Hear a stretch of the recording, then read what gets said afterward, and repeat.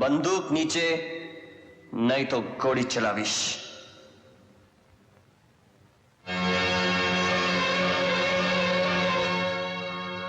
Inspector, જ્યારે બંદૂક દુશ્મન પર તાકી હોય ત્યારે નજર નાળ પર નહીં પણ દુશ્મન પર હોવી જોઈએ.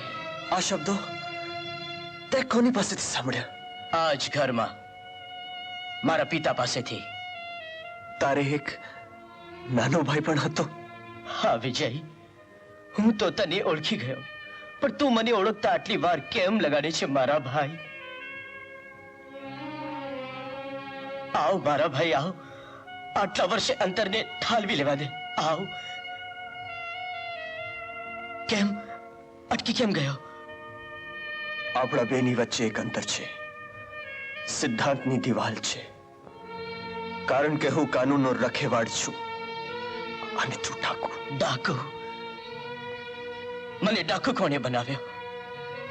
20 વર્ષ પહેલા આ જ ઘરમાં આ સ્થળે આપણા પિતાની કરપીણ કતલ થઈ અને એ કારણે હું આ રસ્તે વળ્યો અને આજે આ માટીનું તિલક કરીને આપણા પિતાના ખૂનનો બદલો લેવા આવ્યો છું. પિતાના ખૂનના બદલા માટે જે રસ્તો તું અપનાવી રહ્યો છે તે ખોટો છે. માં, માં તું? માં? જય, પહેલા બંદૂક ફેંકી દે. માને મળવા દીકરો જઈ શકશે પણ એક ડાકુ નહીં. ડાકુ?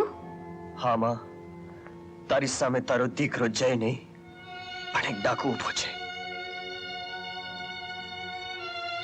જોયું માં, આપણો વિજય કેવડો મોટો અફસર થઈ ગયો છે કે એક દીકરાને પોતાની માને નથી મળવા દેતો.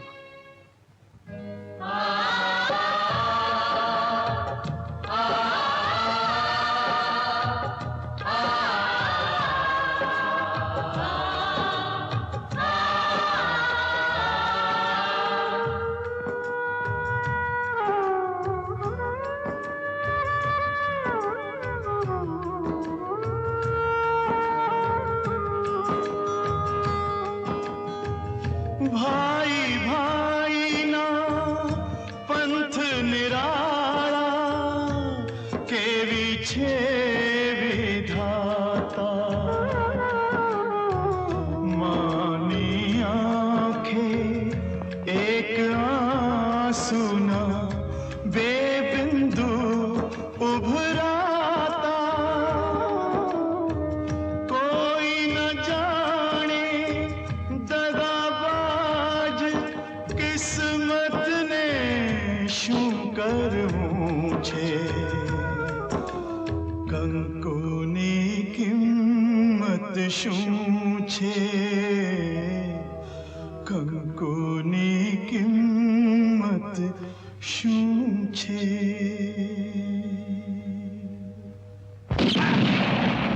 ભાઈ! થોભી જા ભાઈ! કહું છું થોભી જા! ભાગી જા માં! હે ભગવાન, આજે મારું નિશાન ચૂકી જાઉં તો સારું.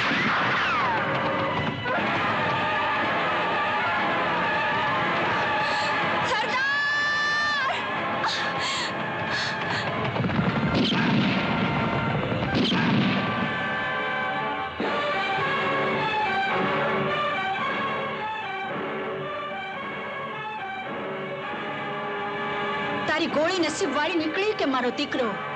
માં તો એ કેમ ભૂલે છે કે હું એક ઇન્સ્પેક્ટર છું? ના દીકરા, તું ભૂલી જાય છે કે હું એક માં છું.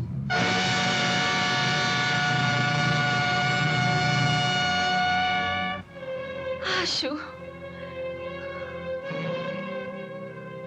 આ ગજબ કોણે કર્યો?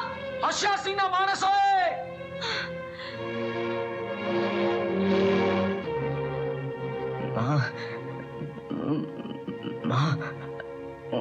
જાઓ, બે જણા જઈને સરદારની માને લઈ આવો.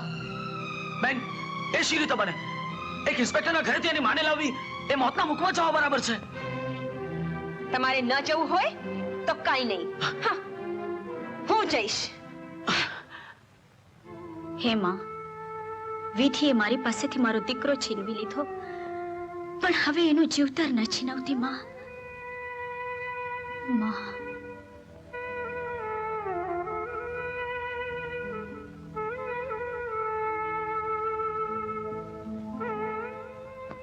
કોણ છે બેટા તું?